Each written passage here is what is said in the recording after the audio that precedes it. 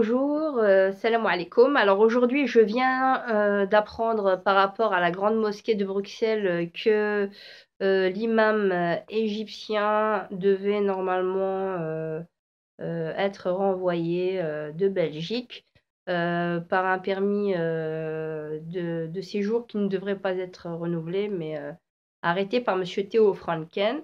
Je suis là en fait pour témoigner un petit peu de ce qui se passe depuis 2 ans et demi au centre islamique.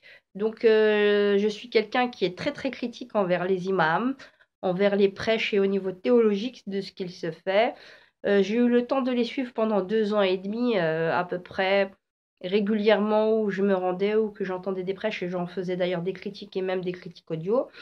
Je tenais à témoigner, moi qui lui ai fait d'ailleurs à cet imam d'énormes reproches par rapport à la condition féminine et un petit peu de ce qu'il disait dans ses prêches du vendredi, que ce monsieur n'est pas un salafiste, qu'il est bien plus modéré que l'on pense, malgré qu'il soit un petit peu, on va dire, un petit peu têtu sur certains aspects. Il n'a pas la langue, mais c'est quelqu'un qui est assez ouvert, que j'ai eu largement le temps d'observer. Quand j'avais des choses à dire, je les leur faisais comprendre.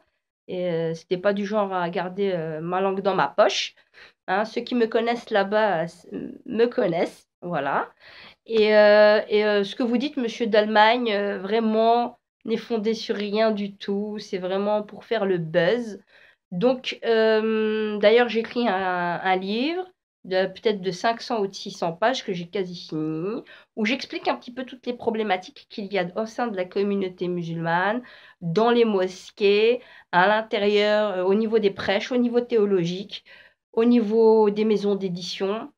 C'est quand même bizarre, vous qui voulez faire quand même la sécurité, monsieur Theo Franken, qu'il n'y ait pas dans les commissariats des cellules, puisque je me suis bien renseignée.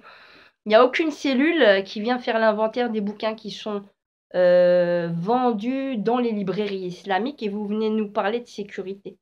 Donc déjà, la première des choses à faire, c'est pas les prêches. Les prêches, c'est quelque chose qui est audible par un maximum de monde. La vraie sécurité de fond, monsieur, c'est au niveau des maisons d'édition, au niveau des librairies, et d'avoir un comité de lecture et de personnes qui sont très calées en la matière pour pouvoir déceler les livres problématiques et les éditions et les maisons d'édition qui véhiculent à 2 pas de vos portes et à 2 pas des commissariats des théories qui touchent directement à notre bon vivre ensemble et à notre sécurité.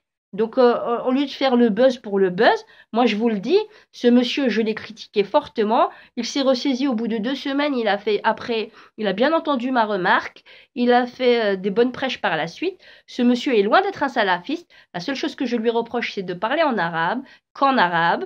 Je ne suis pas que pour l'arabe. Nous sommes en Belgique, on parle le français et le néerlandais. Ça, c'est quelque chose que je défends fermement.